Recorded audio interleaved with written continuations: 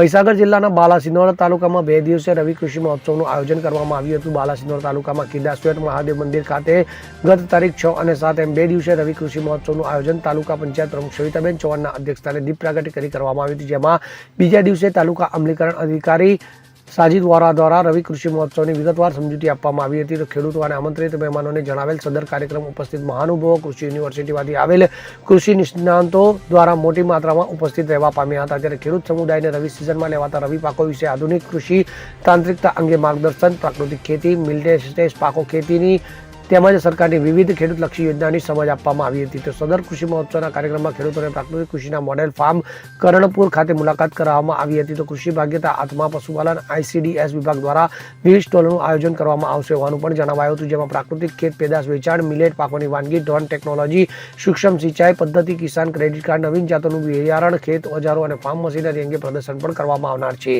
તો આ કાર્યક્રમ દરમિયાન ઉપસ્થિત મહાનુભાવોનું હસ્તે લાભાર્થીઓને ચેક, મંજૂરી પત્ર, એસેટ વગેરેથી સન્માનિત કરવામાં આવ્યા હતા।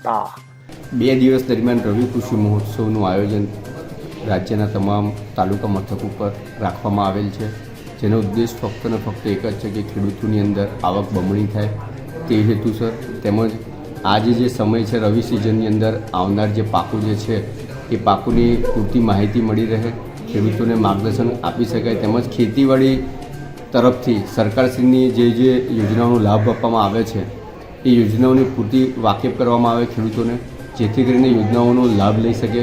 ખાસ કરીને લીમડાનું તેલ છે, નેનો યુરિયા છે, નેનો DAP છે, એવા જે ઘટકો જે છે જેની 50% સુધીની સરકારી જે સબસિડી પ્રોવાઈડ કરે છે તે સરકારની સબસિડી ખેડૂતો લેતા થાય અને ખેડૂતો આનો ઉપયોગ કરીને પોતાના જીવનની અંદર વધુ ઉત્પાદન મેળવી શકે અને આર્થિક સદ્ધર થાય તે હેતુસર સરકારશ્રીએ આ યોજનાઓને એ કરેલ છે। તેમજ સાથે સાથે માનનીય પ્રધાનમંત્રીશ્રીએ આપણા રાજ્ય માટે અને ભારત સરકાર લેવલે જે પ્રાકૃતિક ખેતી માટે 2400 કરોડ રૂપિયાનું જે બજેટ ફાળવેલ છે તેના હેતુ બાબતે જે આપણા માનનીય રાજ્યપાલશ્રીએ પ્રાકૃતિક ખેતીના મિશનના લેવલે જે અપનાવવા માટે દરેકને જણાવેલ છે તે હેતુસર દરેક ખેડૂત જે છે એ પ્રાકૃતિક ખેતી તરફ આગળ વધે એ બાબતે માર્ગદર્શન આપવામાં આવેલું છે અને બહોળી માત્રામાં ખેડૂતોએ અહીંયા આગળ લાભ લઈને સ્ટોલમાંથી માહિતી મેળવેલી છે। અલગ અલગ પશુપાલન, બાગાયત, ખેતીવાડી, આત્મા,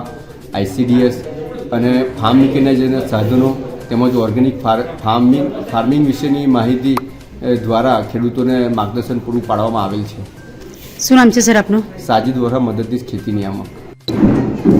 હવે ગુજરાતમાં જે સરકારશ્રી દ્વારા રવિ કૃષિ મહોત્સવ 2024નું 2 દિવસનું આયોજન કરવામાં આવ્યું।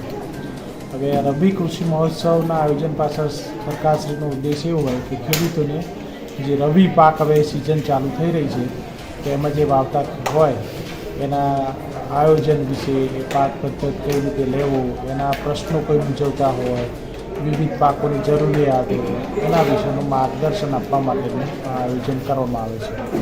વધુમાં એક હવે દિવસે દિવસે આપણા રાજ્યમાં પ્રાકૃતિક ખેતીનો વ્યાપ વધી રહ્યો છે, એટલે આ કૃષિ મહોત્સવમાં બીજું એક મુખ્ય થીમ હતી કે પ્રાકૃતિક ખેતી તરફ ખેડૂતો વધે તો એમના જે ખર્ચા છે ખેતી પાછળના ખર્ચા ઘટે, એ સરકારશ્રીના એક ઉદ્દેશ્ય બીજું હતો। એમાં મિશ્ર પાક પદ્ધતિ મુખ્ય આવે છે।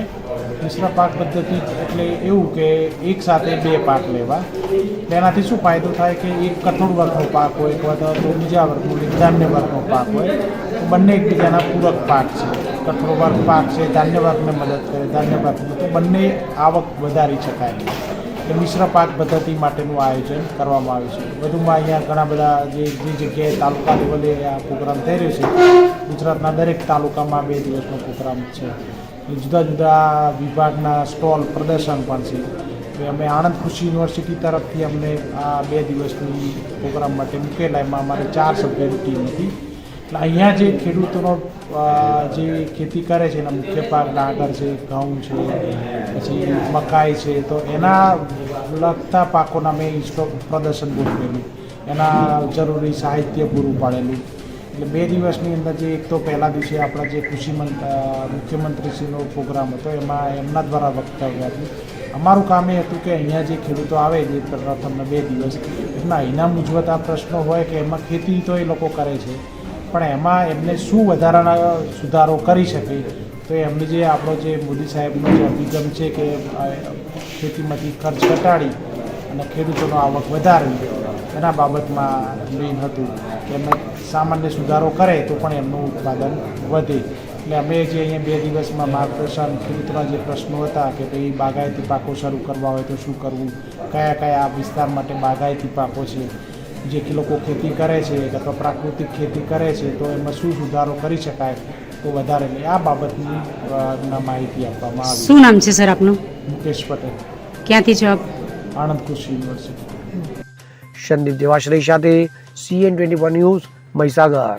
હવે જુઓ દેશ દુનિયાની તમામ ખબરો તમારી આંગળીના ટેરવે. ઉઠાવો મોબાઈલ અને ગૂગલ પ્લે સ્ટોર પરથી ડાઉનલોડ કરો અમારી CN24 ન્યૂઝ મોબાઈલ એપ.